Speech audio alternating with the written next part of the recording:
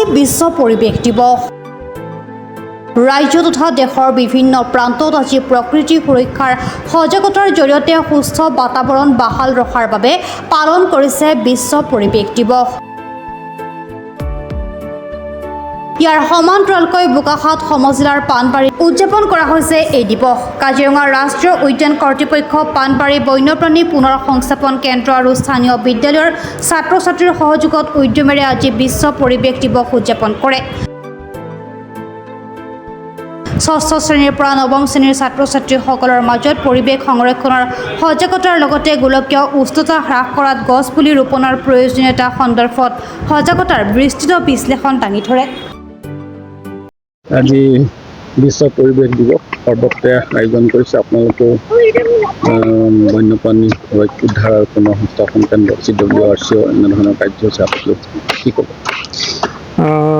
কাজিৰঙা কৰ্তৃপক্ষ আৰু স্থানীয় স্কুল আৰু CWRC আমাৰ বন্যপ্ৰাণী পুনৰ সংস্থাপন আৰু সংৰক্ষণ কেন্দ্ৰ আমি লগ লাগি আজি বিশ্ব পৰিৱেশ দিৱস আমি আমাৰ একেবাৰে দাঁতিকাষৰীয়া যিকেইখন স্কুল আছে, স্কুলৰ ষষ্ঠ শ্ৰেণীৰ পৰা নৱম শ্ৰেণীলৈ যিখিনি ছাত্ৰ আছে, সেই ছাত্ৰখিনি লৈ আমি এটা সৰু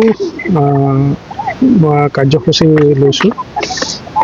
তেওঁলোকক আমি তেওঁলোকক জনাইছোঁ যে এই দিনটোৰ তাৎপৰ্য কি, আৰু তেওঁলোকক উপলব্ধি কৰিব দিছোঁ যে তেওঁলোকৰ গোলকীয় পৰিৱেশ নহয়, আচলতে নিজৰ চাৰিওফালৰ যিখিনি পৰিৱেশ, সেই পৰিৱেশখিনি তেওঁলোকে কেনেকৈ সংৰক্ষণ কৰিব আৰু কিয় সংৰক্ষণ কৰিব।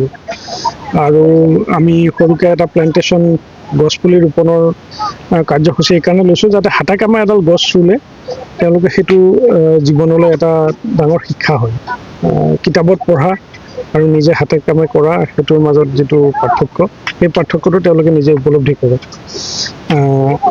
গতিকে সেইটো কাৰ্যসূচী লৈছোঁ। আৰু দ্বিতীয়তে আমি আমাৰ পাণবাৰীৰ আশে পাশে থকা যিখিনি ব্যৱসায়িক প্ৰতিষ্ঠান আছে, আমি দেখিছোঁ তেওঁলোকৰ যিটো জাবৰ পেলোৱা যিটো পৰিৱেশ সেইটো বৰ বেয়া।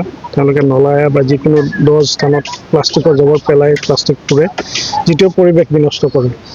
এই সৰু সৰু ল'ৰা ছোৱালীখিনি হতুৱাই তেওঁলোকক আমি এটা এপিল কৰিব বিচাৰিছোঁ যে যিখিনি তেওঁলোকে প্লাষ্টিক আৱৰ্জনা তেওঁলোকে নিজে তৈয়াৰ কৰে, সেই প্লাষ্টিক আৱৰ্জনাখিনি তেওঁলোকৰ নিজৰ দায়িত্ব, আৰু তেওঁলোকে যাতে বিভিন্ন স্থানত যেনে নলা নৰ্দমা বা খালত নেপেলায়, তেওঁলোকে যিটো বৈজ্ঞানিকসন্মতভাৱে আৰু প্লাষ্টিকৰ যাতে ব্যৱহাৰ তেওঁলোকে কমকৈ কৰে, তেওঁলোকে সেই এপিলটো আমাৰ ওচৰ পাজৰৰ যিখিনি ব্যৱসায়িক প্ৰতিষ্ঠান আছে তেওঁলোকক জনাব। বোকাখাতৰ পৰা ভূপেন হাজৰিকাৰ ৰিপৰ্ট, প্ৰাত টাইম ডিজিটেল।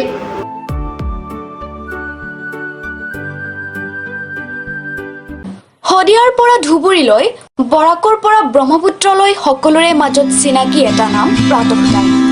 থলুৱা ভাষা, কৃষ্টি আৰু সত্য বাতৰিৰ আধাৰত প্ৰতিষ্ঠিত খবৰ প্ৰাত টাইমৰ প্ৰতিটো বা বাতৰি পুংখানুপুংখভাৱে চাবলৈ Facebook, YouTube, website, Twitter, Instagram আৰু ব্লগাৰ পেজত লাইক আৰু ফ'ল' কৰক।